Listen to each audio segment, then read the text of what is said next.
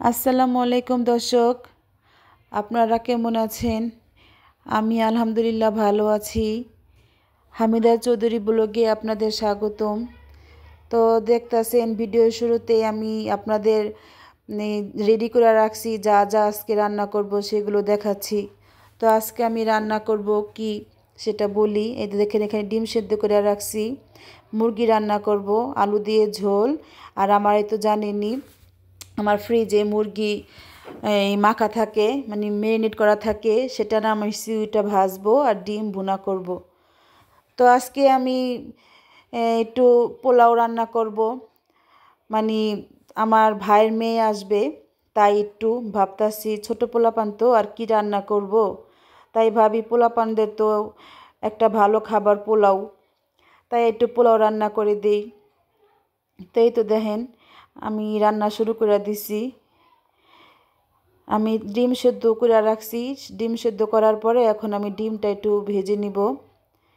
আমার ডিম ভাজা হয়ে গেছে, এখন ডিমের জন্য এটা আমি পেঁয়াজ মশলা দিয়ে ভালো করে কষিয়ে নিচ্ছি। এই দেখেন আমার ডিম ভাজা শেষ। আর এই যে এই চুলাতে আমি পোলাওটা রান্না করতেছি, এখন পোলাও চালটা আমি একটু ভাজতেছি। আর এই যে আজকে আমি মুরগিটা রান্না করব রাইস কুকারে। তো আমি এখন সব ময় মশলা একে একে দিব মুরগির ভিতরে। তো এখান থেকে আমি আবার একটু ডিমটা লাড়া দিয়ে নিতেছি। আমার পোলাওটা হয়ে গেছে গা, মানে শেষ পর্যায়ের কি।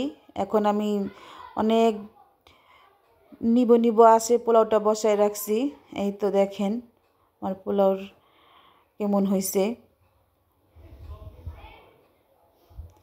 তো আমার ডিম রান্না শেষ হয়ে গেছে, পোলাও রান্না শেষ। তো আমি এখন মুরগিটা আমি রাইস কুকারে রান্না করব।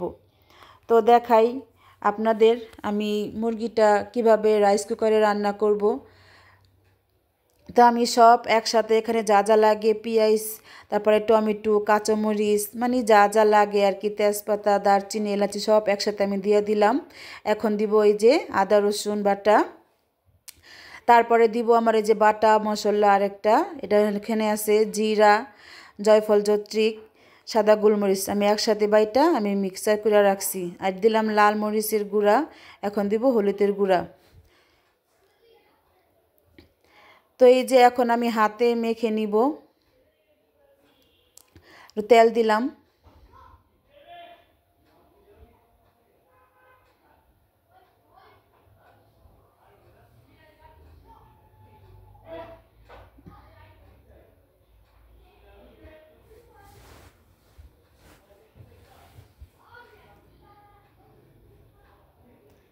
তো এই তো ভালো করে আমার মাখা শেষ। এখন আমি এই তো দেখেন আমার হাতটা একটু ধুয়ে আমি অল্প একটু পানি দিয়ে দিচ্ছি। তারপর আমি চলে যাব এখন রাইস কুকারে। আসলে জানেন তো রাইস কুকারটা আমার পাকের ঘরে বসানোর জায়গা নাই, তাই আমি আমার টেবিলের উপরে বসাই। যখন রান্না করি তখন টেবিলে দিয়ে নিই, তারপর আবার উঠায় রাখি।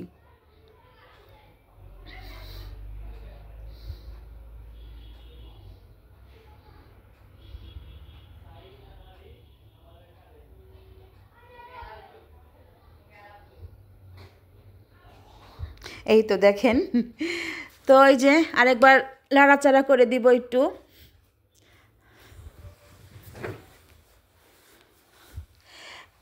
এটা আসলে মনে করেন কক মুরগি, তো বড় কক মুরগি। হ্যাঁ, তাই আমি এটা রাইস কুকারে দিলাম, মানে আমার তো লাইনের গ্যাস জানেন আপনারা, গ্যাস থাকে না, বিকালে আসে। আর সিলিন্ডারে রান্না করতে গেলে অনেক গ্যাস যায়, তাই ভাবলাম যে রাইস কুকারেই দিয়া দেই। এই জন্য, না হলে অন্য ফার্মের মুরগি হইলে আমি আমার গ্যাসে রান্না করতাম, সিলিন্ডার গ্যাসে আর কি। শক্ত মুরগি তো এগুলাতে অনেক আপনার এই যে আঁচ দিতে হয়। এই তো আমার মুরগিটা কষানো হয়ে গেছে, এখন আমি যে আলু দিয়ে দিব। এই আলু দিয়ে এই মুরগির মাংসটা কার কার পছন্দ আমাকে জানাবেন। এই মুরগিটা কিন্তু আপনার দেশি মুরগির মতো স্বাদ লাগে। আমার কাছে এমন লাগে, এখন আপনাদের কাছে কেমন লাগে আমি জানি না, কিন্তু আমার কাছে এই মুরগিটা দেশি মুরগির মতোই স্বাদ লাগে। এই দেখেন এখানে আমার লবণের বাটি দেখতেছেন, ডিবাটা, মানে ওইখানে লবণটা আমার দেওয়া হয় নাই, তাই এখানে আইসা দিছি। আপনারা আবার ভাববেন আমি লবণ দিই নাই, হয়তো পাকের ঘরে বয়ে দেই নাই, কিন্তু এখানে আইসা আমি আমার মনে পড়ছে যখন তখন দিছি।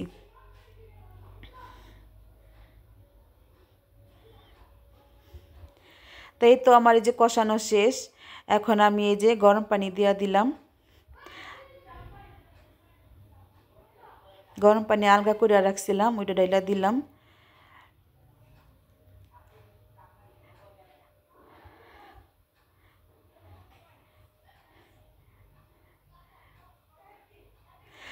তারপর ওইটার ভিতর আমার মাংস দিয়ে আইসা আমি এখন এই যে এই গ্যাসে আমি আবার এই যে এই মুরগির মাংস যে আমি রাইখা দিছিলাম মেরিনেট কইরা, ওইটা আবার ভাজতে আসছি। দেখেন ভাজতেছি, আবার এখানে আবার একটু আসলাম লাড়াচাড়া দেওয়ার জন্য।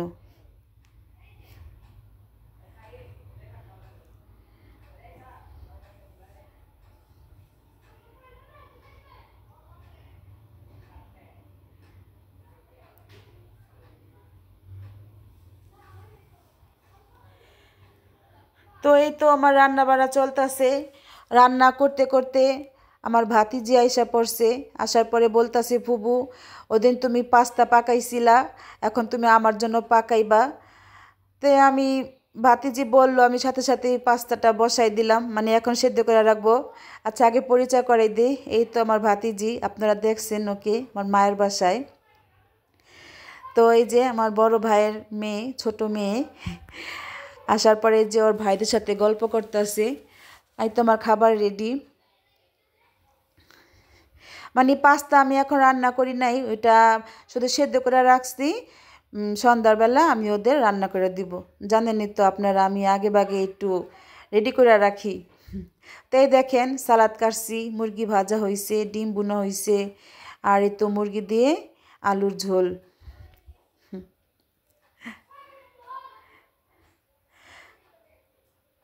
তো এখন আমরা এই যে 4 জনে খাওয়া দাওয়া করবো। আপনাদের ভাইয়া বাসায় নাই, মানে আজকে আসে নাই দুপুরে ভাত খাইতে। আমরা 4 জনে খাওয়া দাওয়া করছি। তো এই যে খাওয়া দাওয়া করতেছি, খাওয়া দাওয়া করতে করতে ভাতিজির সাথে অনেক কথাবার্তা বললাম। ফুবু ভাইজি অনেক আলোচনা করতেছি।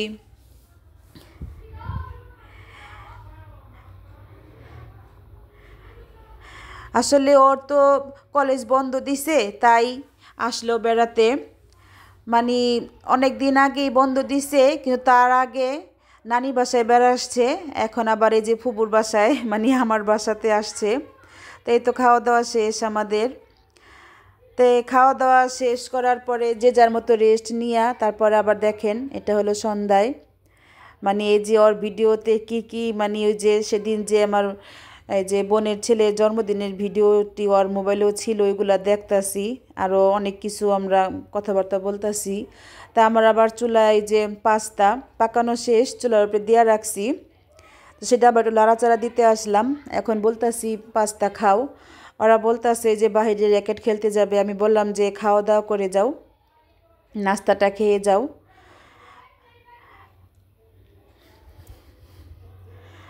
তো এখন ওদের এই যে দেখেন দেয়া দিলাম নাস্তা, মানে আজকে আমি অন্য নাস্তা দিব, কিন্তু আমার ভাতিজি দুপুরবেলায় আইসা বলতাছে, ফুপু আমাকে পাস্তা বানায় দাও, ওদিনকার তোমার পাস্তা দেখছি ভিডিওতে, দেখা আমার খাইতে মন চাইছে, তোমার হাতে আমি খাবো। তো এই যে এই জন্য আজকে পাস্তা বানাইলাম। তো এখন ছেলেরা খাওয়া দাওয়া করবে, আর ওদের বোন আসছে, ওদের বোনকে নিয়ে একটু খেলতে যাবে র্যাকেট বাহিরে। তো আজকের ভিডিওটি কেমন লাগলো, হ্যাঁ আমাকে একটু লাইক দিয়েন। মানে কি বলবো, আমার ভিডিওটি আপনাদের যদি পছন্দ হয় তাহলে দিয়েন একটু কষ্ট করে। আসলে ভিডিও তো অনেক কষ্ট করে বানাই, যারা বানায় তারা বুঝে কত কষ্ট হয়।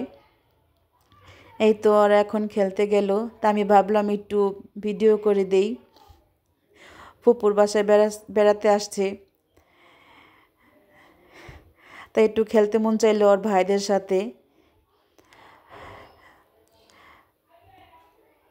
তাই আজকে ভিডিও এই পর্যন্তই। সবাই ভালো থাকবেন, সুস্থ থাকবেন, আমাদের জন্য দোয়া করবেন, আর অবশ্যই হামিদা চৌধুরী ব্লগে থাকবেন।